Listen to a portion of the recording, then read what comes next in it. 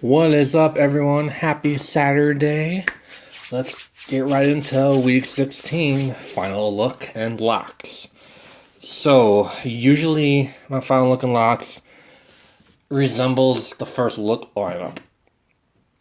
So, if you haven't watched that yet, please go back to my last video for the first look NFL week 16. Okay, now we have you back. It's going to completely change. Completely different. At quarterback, we had Matt Ryan, and he's good. If you want Deshaun Watson, Matt Ryan, even Jared Goff, I think he's got a good comeback game. But guys, I'm gonna start a beer at quarterback. Don't laugh. Don't laugh. We're gonna be starting. Look at this. Look how far down the list he is. Like, backups to practice squad QBs are on this list ahead of Heineke. Now, it could be a dangerous cash situation because no one is going to play this guy. But no one knows anything about him. Did you guys research him before you watched this video? So he only played 1 year at Old Dominion, and Old Dominion is still in, I guess, the Conference USA. He threw one game against New Hampshire. He threw for 730 yards in a single game and 5 touchdowns. I was going to say 7 touchdowns, but I think it's only 5 touchdowns. I have to look that one back up. He averaged 300 yards, 2.5 touchdowns, and like a pick. And like a pick and a half, maybe. He ran for 138 yards. It was his senior year, first only year starting. Or playing, I guess, in college. I thought he would be like 6'6", 240 pounds. He's 6'1", 213. He can run. He runs a 4.63. And remember a couple weeks ago, I liked Jeff Driscoll. I played Jeff Driscoll. Yeah, I think he's better than Jeff Driscoll. He's way better than Jeff Driscoll. When he came into the third preseason game this year, the Carolina Panthers broadcasters compared his foot technique to Russell Wilson. And he's not going to run for 80 yards in a game. But he has a good scramble ability in finding an open receiver to throw to. Like, he uses his feet and his legs to run around the pocket to extend time to throw. Like, he's like a shorter version of, like, Big Ben, basically. And he's got a big arm. Much better arm than Jeff Driscoll. He can be inaccurate like any like a young quarterback who hasn't really played in the NFL. But I only play him because he's going against his Falcons defense. And not only is he going up against his Falcons defense, I think the Falcons are going to try to lose this game. Not the players, but the coaching staff. Like, the Falcons don't need to be winning games.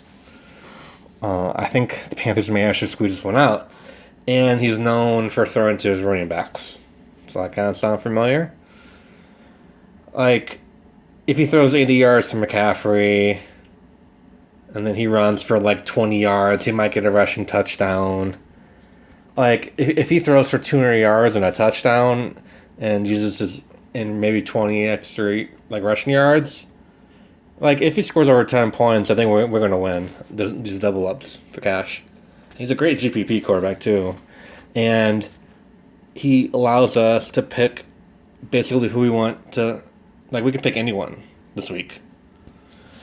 And this is going to basically test my theory that quarterbacks don't matter in cash games. They really don't. So you don't really have to, like, waste time picking a quarterback.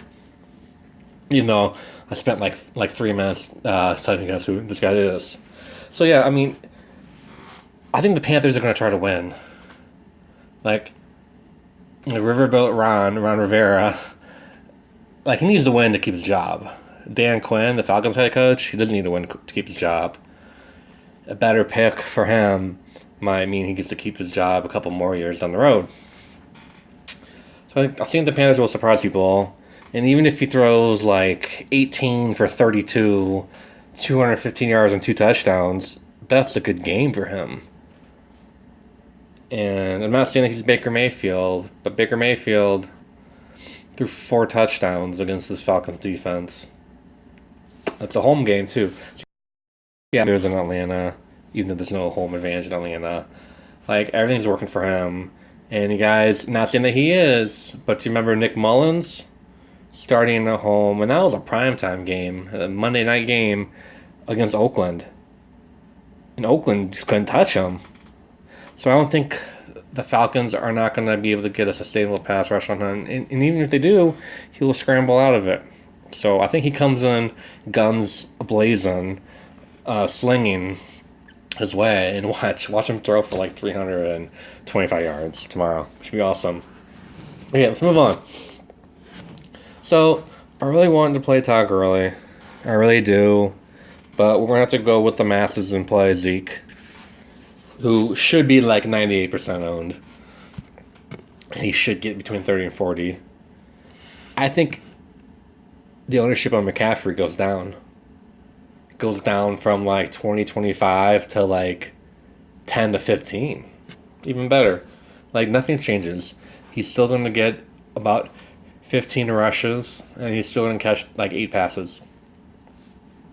And he's against the Falcons, who can't tackle running backs in open space. Like, he scored 30 the first week. He might score 50 this week. So, there we go. Now, the third player that I really like, other than Zeke and McCaffrey, I had Julian Edelman. He's so solid. But I hate to look about what he did in his last game facing the team he's playing this week. He scored 23 points. No Josh Gordon. He just scored 23 points. But I've never played Devontae Adams before. And I kind of want to play Devontae Adams, even though he's $1,300. Like, he's got a floor of like a running back. If we put these stats up and said that he was like Saquon Barkley going against the Jets, we'd play him 100%, 8,500. Yeah, okay. So I'm still between Jamal Williams and Marlon Mack. I really wanted to spin up for Joe Mixon, but I don't think that's going to be possible.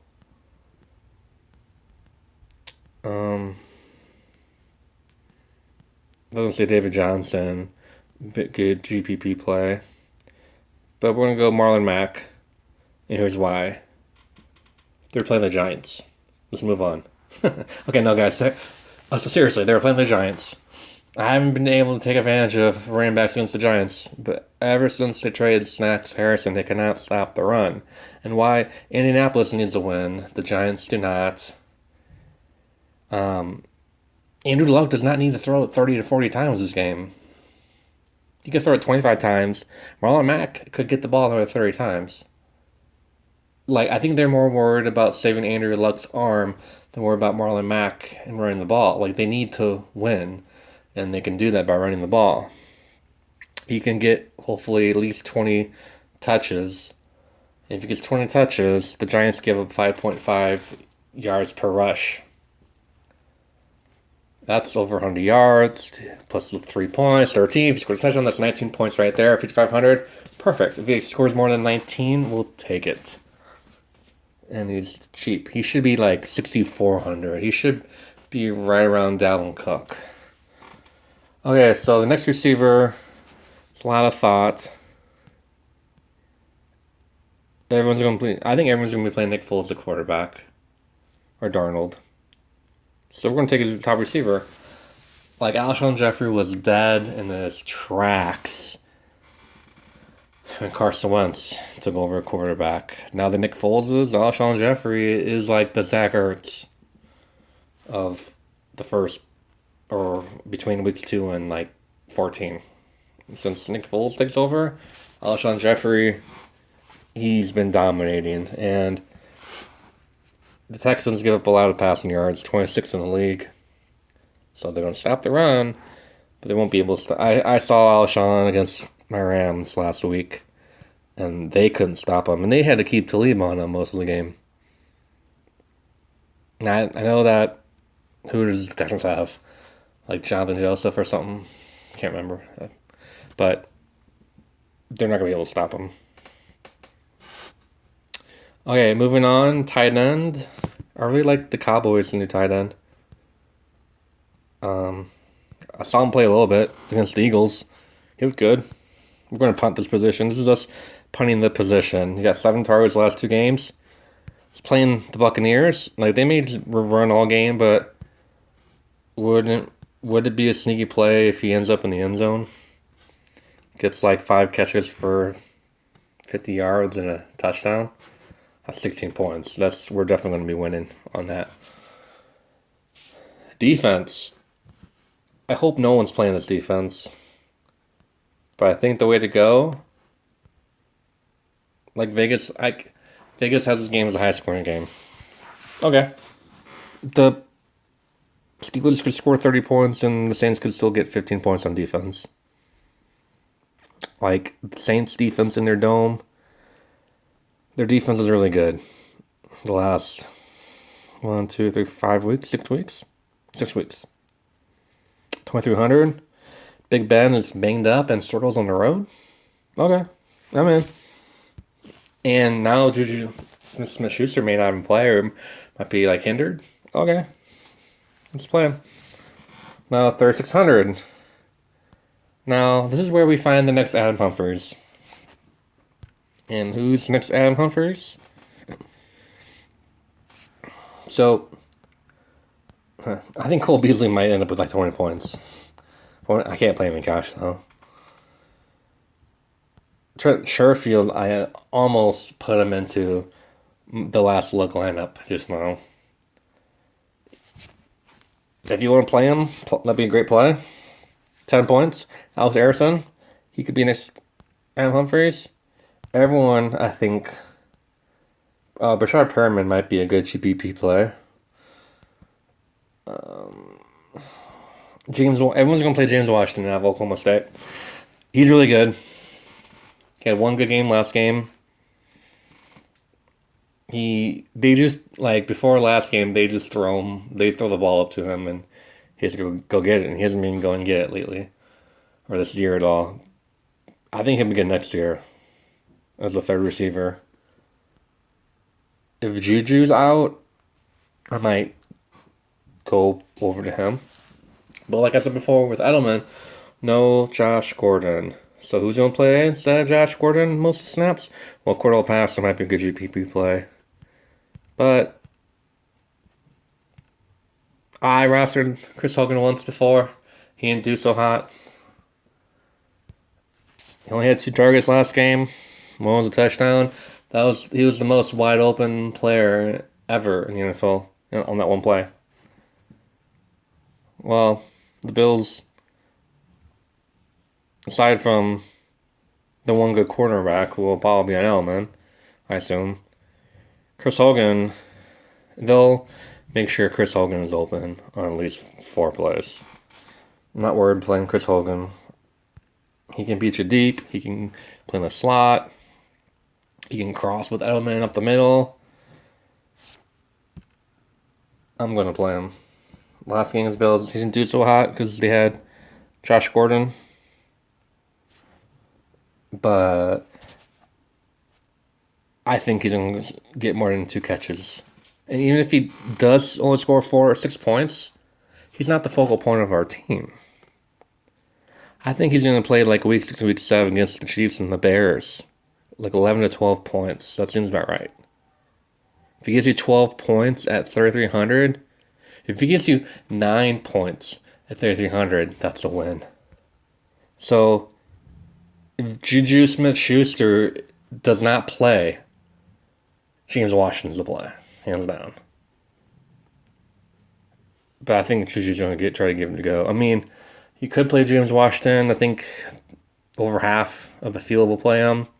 So he can't hurt you. But if Juju plays, he might hurt his groin some more and exit and leave the game. So, and Eli Apple, That's so great. Yeah, you might want to play him as a third receiver because the Saints slot cornerback is one of the worst in the league. So I might switch over to play him at the last minute. Who knows? But this is my last look, guys. We're playing Taylor the Beer Heineke. Playing Zeke.